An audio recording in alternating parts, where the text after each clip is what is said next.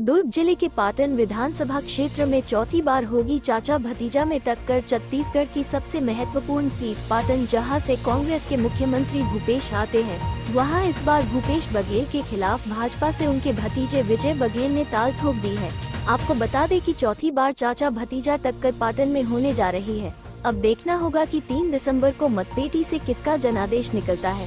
हालांकि चाचा भतीजा दोनों ही अपनी जीत का दावा करते नजर आ रहे हैं और ऐसे में आरोप प्रत्यारोप का दौर चुनावी सरगर्मी को तेज करता नजर आ रहा है। देखिए, रणनीति कुछ नहीं है, रणनीति को जनता बनाती है, कार्यकर्ता बनाते हैं और समय की बात है।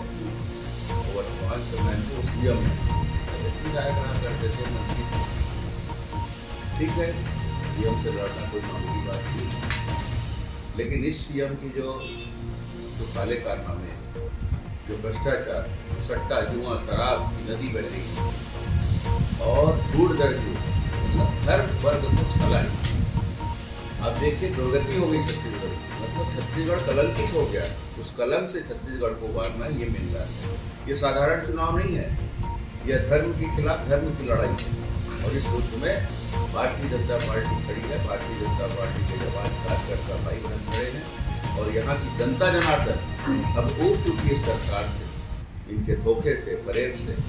इसलिए अब जनता इनको सबक सिखाएगी और प्रचंड बहुमत से भारतीय जनता पार्टी को लाकर एक बार फिर से विश्वास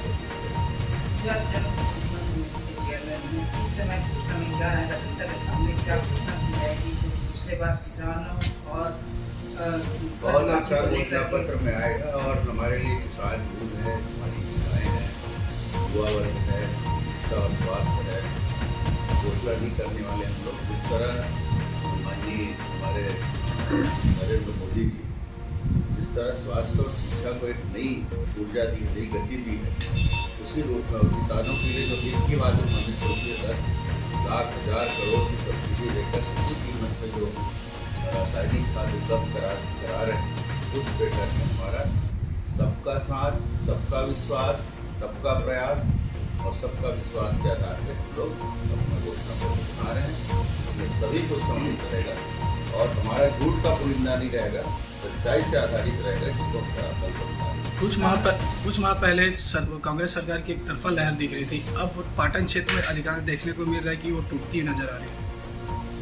हमारी कांग्रेस सरकार की कभी दिखी नहीं है जी, शुरू से टूटी हुई है और टूटने का मतलब ही है कि पाटन क्षेत्र की जनता तो सबसे ज़्यादा अपने आप को अभिशप्त मान रही है ना, कि इस जैसे व्यक्ति को हम कैसे 5-5 बार विधायक बना के मुख्यमंत्री बनने के लायक हमने बनाया और उन्हीं की जनता के साथ धोखा।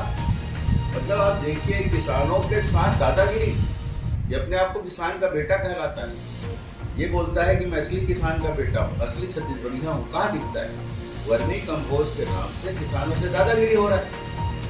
एक तरफ बोल रहे हैं मैं 2500 दे रहा हूँ, 2500 में 2040 को केंद्र सरकार से जो चावल का पैसा आ रहा है वो है, और उसमें 460 रुपये को 4 बार किस्त में दे रहे हो। उसके बाद प्रति एकड़ 900 रुपया वर्मी कंपोस्ट के नाम से लूट रहे हैं, जिसको बेबस हो के किसान क्या करेगा? दे दे रहे भैया, दे दे दादा, क्या करूँगा, ले जाके फेंक रहे हैं उसको। अपनी पत्नी से वो गाली खा रहे बेचारे, ये क्या ले आया, कचड़ा क्या ले आया, वो डाल दिया धोखे से, तो वहाँ पे और खरपतवार ज़्यादा हो रहा है, उसमें निदाई ज़्यादा पैसा लग रहा है। घोषणा पत्र कब तक? जल्दी आ जाएगा, समय रहते आ जाएगा।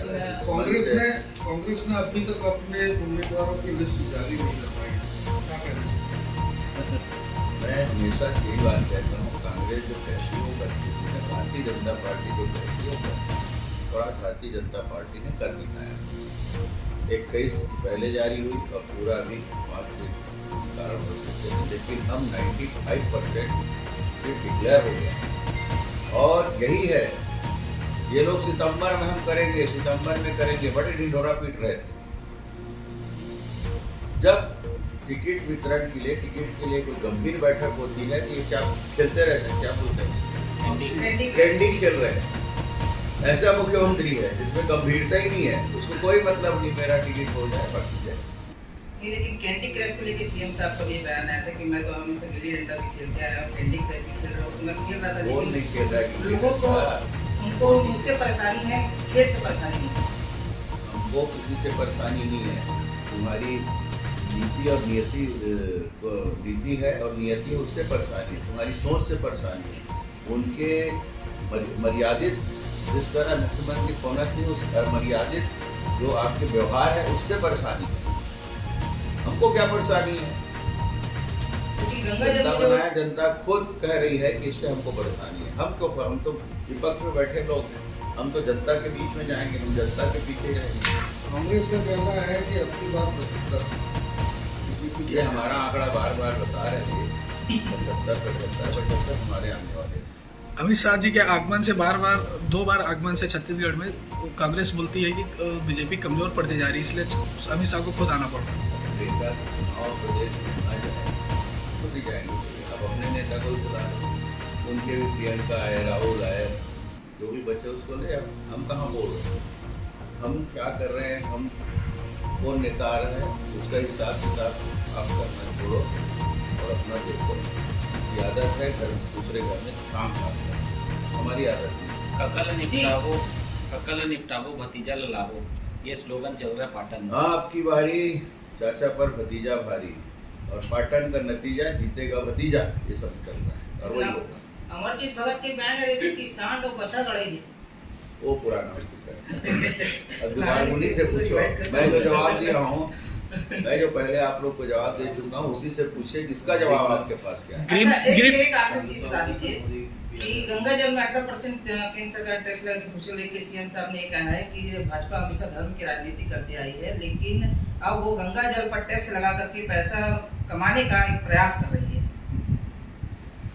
ये तो हमेशा से भारतीय जनता पार्टी, पता नहीं इनके सोच को कौन कहाँ से बुद्धि मिला है, क्या है, यही बताइए। सोचे एक तरफ इनके पिताजी बोल रहे हैं कि रावण को मत मारो, राम को अनर्गल शब्द बोल रहे हैं, एक तरफ ये अरे गंगा जल का अपमान करने वाले तो आप ही हो मेरे भाई। पिछले साल जब 18 में चुनाव हुआ तो गंगा जल उठा के आप ही के लोग तो कसम खाए थे